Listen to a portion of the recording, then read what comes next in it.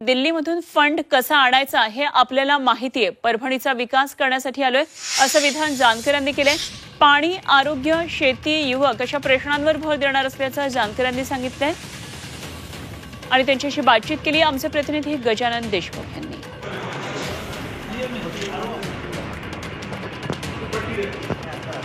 मी जे इथं परभणीला येण्याचं कारण, ह्या जिल्ह्याचं मला डेव्हलपमेंट फॅक्टर घेऊन मी इथं उभा राहिलेलो आहे. 45 दिवसातून परभणीला पाणी मिळते.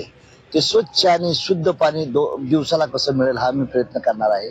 इथली MIDC स्ट्रेंथनिंग करून उद्योग ज्याला कसा मी टाटा, अंबानी, बिर्ला ह्या मोठ्या उद्योगपत्यांना विनंती करणार आणि त्यांना मी सांगणार की इथे एक मोठं प्रोजेक्ट लावण्याचा प्रयत्न करा, ताकी इथल्या तरुणांना हाताला आमच्या काम मिळेल, रोजगार मिळेल.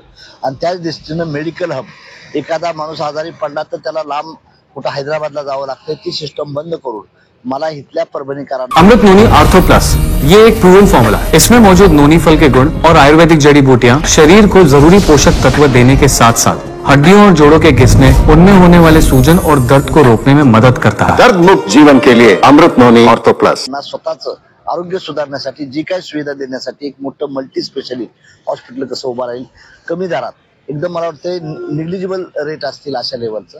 नंतर इरिगेशनचं, शेतीला पाणी असेल, 5 नद्या वाहतात, 5 नद्याचं जर योग्य ही करण्याचा प्रयत्न केला तर आमची शेती बागायत होईल आणि बागायत शेती झाल्यानंतर तरुणांना, रोजगारांना काम मिळेल. एक लक्षात ठेवा, पुण्याचं सरकार येईल मी आताच बोलणार नाही, परंतु जर आमचं सरकार आलं तर हे करू.